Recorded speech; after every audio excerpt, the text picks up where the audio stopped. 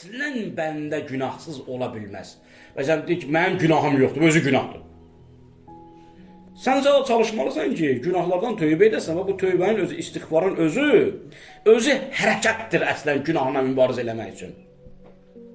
Ona görə Allah deyir ki, İnnəllah yuhibbut tavvabun və yuhibbul mutatahhirin. Allah çox-çox tövbə edənləri və çox özünü paklayanları sevir. Yəni günah edir, tövbə edir. Nə ki, get günah ilə tövbə elə? Yox, yəni onsuz da səndən asılı olmayan səbəblərdən sən günah eləyirsən.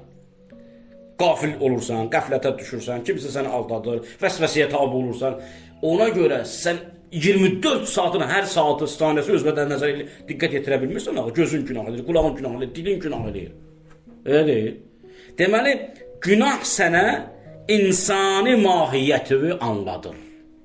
Baxın, günah insana insani mahiyyətini anladır ki, sən insansan. Və bax, belə zəifsən sən. Həmən unudursan və günah edirsən. Həmən, hətta adam unutdu. Demir və nəsiyə.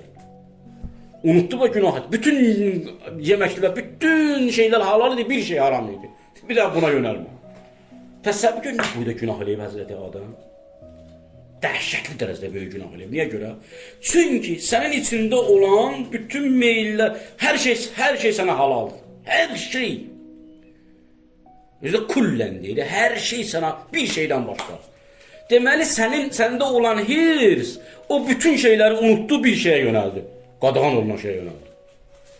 Amma baxmayaraq ki, Həzrəti Adam həmən tövbə elədi də. Deyir ki, yəni, Allah'ın özümüzə zülm etdik.